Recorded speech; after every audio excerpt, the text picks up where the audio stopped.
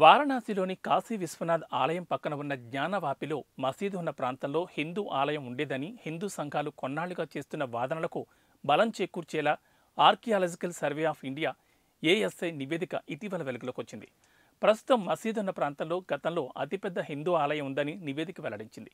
జ్ఞానవాపిలో హిందూ ఆలయాన్ని కూల్చి అక్కడ మసీదు నిర్మించినట్లు గుర్తించారు.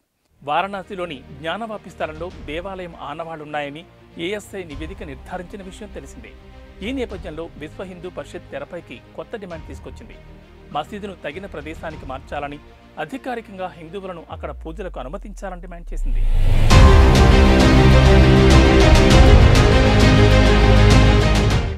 ఏఎస్ఐ నివేదిక బయటకొచ్చిన 2 రోజుల తర్వాత విహెచ్పి ఈ ప్రకటన చేయడం గమనార్హం. జ్ఞానవాపి మసీదును గౌరవప్రదంగా మరొక సరైన ప్రదేశానికి మార్చడానికి, కాశీ విశ్వనాథ అసలు స్థలాన్ని హిందూ సమాజానికి అప్పగించడానికి అంగీకరించాలని మేము ఇంతేజామియా కమిటీని కోరుతున్నామని విహెచ్పి అధ్యక్షుడు అలోక్ కుమార్ ఒక ప్రకటనలో తెలిపారు.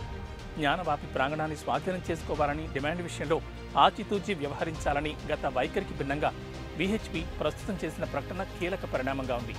మసీదు ప్రాంతంలో దేవాలయం ఉందన్న ఏఎస్ఐ నివేదిక ప్రకారం వాజుఖానా వద్ద బయటపడిన శివలింగానికి పూజలు చేయడానికి హిందూ సమాజాన్ని అనుమతించాలన్న తమ డిమాండ్ను ప్రార్థనా స్థలాల చట్టం 1991 సమర్థిస్తుందని అలోక్ కుమార్ అన్నారు.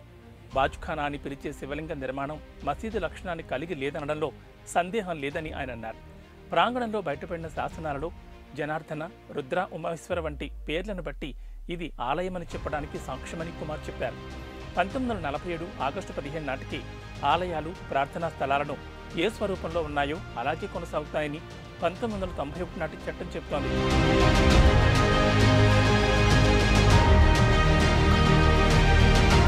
భారత్లోని 2 ప్రముఖ మతాల మధ్య స్నేహపూర్వక సంబంధాలను ఏర్పరచడానికి ఈ ధర్మబద్ధమైన చర్య ఒక ముఖ్యమైన అడుగు అని విహెచ్పి విశ్వసిస్తోందని కుమార్ చెప్పారు. కాశీలోని జ్ఞానవాపి వివాదంపై సర్వే నిర్వహించిన ఏఎస్ఐ నిపుణులు తమ నివేదికను జిల్లా కోర్టు సమర్పించిందని, సేకరించిన ఆధారాలు ఒక అద్భుతమైన ఆలయాన్ని కూల్చివేసి మసీదును నిర్మించినట్లు మళ్లీ నిర్ధారిస్తున్నాయని ఆయన అన్నారు. ఆలయ నిర్మాణంలో ఒక భాగం, ముఖ్యంగా పశ్చిమ గోడ హిందూ దేవాలయంలో మిగిలిన భాగం మసీదు పరిధిని విస్తరించడానికి, సహాన్ నిర్మాణంలో స్తంభాలు, ప్లాస్టర్లతో సహా ముందుగా ఉన్న ఆలయంలోని భాగాలను మార్పులతో తిరిగి ఉపయోగించినట్లు నివేదిక రుజువు చేస్తుందని కుమార్ చెప్పారు.